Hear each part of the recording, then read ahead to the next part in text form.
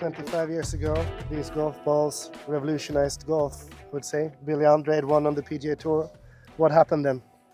Well, it was actually an amazing launch. It's probably one of the biggest inventions in golf since the hickory shafts, I would say. Suddenly, every golfer could play a ball that gave them maximum distance of tee and maximum spin around the greens. And we suddenly didn't have to make any trade-offs, basically, depending on how we used to think about golf balls before the Pro V1.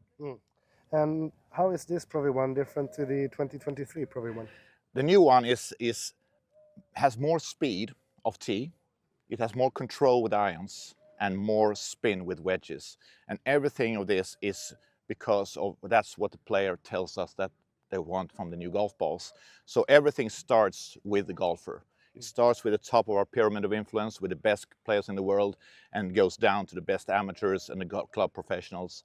And we ask them, what do you want from the new golf ball? Because that information for us is so important, because if they don't tell us, well, how should we know what to do with it?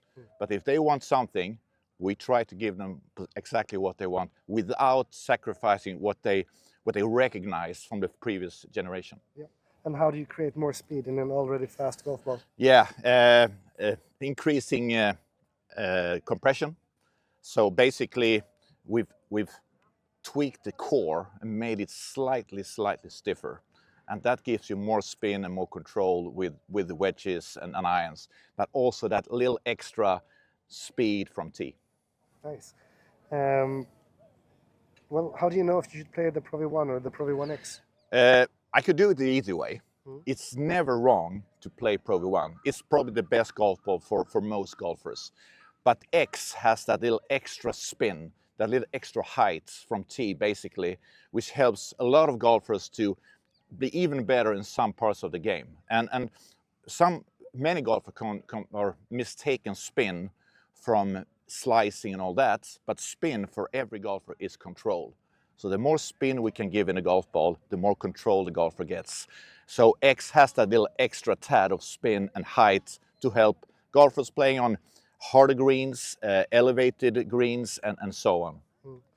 Can you be not good enough for Pro V1? I mean, a lot of people say that, actually. I don't feel like I'm good enough to play the Pro V1. Yeah, if you think of it, these golf balls helps you give spin where golfers have most difficulties of creating spin.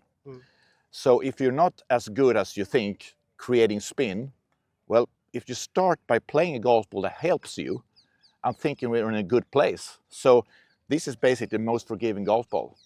It gives you distance and it gives you maximum control. Whatever gender you are, whatever handicap you are, whatever swing speed, many golfers think about swing speed, but swing speed is definitely not a parameter we're thinking of when we're choosing golf balls. It's all about what flight you're looking for, what spin you need, and the feel you like the best. But when the Pro V1X first came about, was it not for the more harder hitting guys? That's what it was mistaken for. But Pro V1 was the first golf ball in 25 years ago. And again, we start talking about golfers. What do you think about the new golf ball? And everybody loved it. But there are some golfers say, well, I would love some more spin. Can you give me some more height? And we started with a first prototype, actually, trying to tweak the construction and how it's built to see if we could get that. And that was the Pro V1X. In 2001, we started with the X as a prototype on the PGA Tour. And then in 2003, it was in the Pro V1 family as a perfect add-on to the Pro V. Of course, Titleist has a reputation of being for the serious golfer or the better golfer. Yes. But down here, you have a line extension of the GT series that maybe tells a different story. Yeah, I mean, again, as you say, many think that Titleist is for the best players or better players. I'm not good enough to play Titleist. But, I mean, during the years now, we have improved technology, we have a fantastic R&D team and manufacturing team to give the products exactly these tweaks to help any golfer out there to play the best with whatever Titleist model are looking for. We have, for example, 4 GT models. One for a the GT1 for a lower spinning player who needs height, or for a slower swing speed player that also needs speed and height. That's a GT1. GT2, if for any golfer who needs maximum forgiveness in a nice package with great feel and sound. And so many PGA pros actually are playing a GT2, even though it's the most forgiving driver with the highest MOI. And then we have a GT3, more classic look with a system where we can fine-tune depending on where you hit on the club face to really improve and elevate the speed and feel. And finally, the GT4, which is a smaller package that takes down some extra spin for any golfer who actually thinks that I can hit longer if I take the spin out of the golf ball, and that's where the GT4 comes in. And then we have this little interesting piece here too. Tell me about it. This is the GT280. 280 stands for the size of the club, and it's the mini driver. We're going to launch it this year, and again, the market tells us, well, we need to have a mini driver because many golfers think they struggle off tee.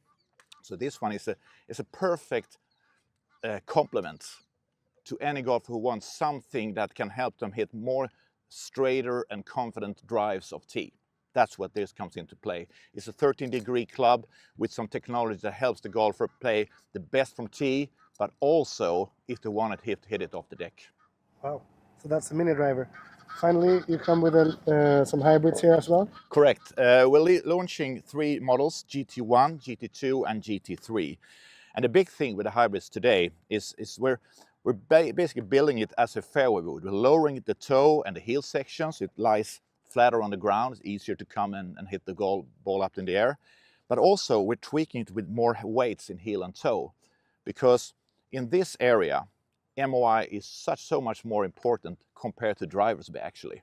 Because think of it, if you miss a driver and you lose 5-7 meters, not big of a deal. But these golf clubs are scoring clubs. You need to hit over a lake or over a bunker or into the green. If you lose distance with this, it can mean that you're in the bunker instead of on the green. You could be in the water instead of over the water. So MOI is more important basically when you go in smaller in heads as the hybrids are. So that's why we have added more weights in heel and toe to increase MOI, which help golfers hit more consistent ball speed and height, even though you're not in the sweet spot of it. That will help them be more secure and confident when they're hitting these clubs. A lot of tech that makes the game easier. Is golf easier in 2025 than 2024? Well, the clubs is one thing, but you need to do a fitting. Yep. So you have to look up a professional golf professional who has a great fitting ability with great tools that will help them fine-tune everything. Because if you just pull out a golf club off a rack, I'm not quite sure if it's the right one for you, but you can tweak so much out of these clubs with hosel designs, with the different lofts, the different heads, and also shafts in order to make you the best equipment possible that really helps you play the best golf you can. Yeah. So go see your Golfstore professional. That's a good idea. Thank you. Thank you, Mark.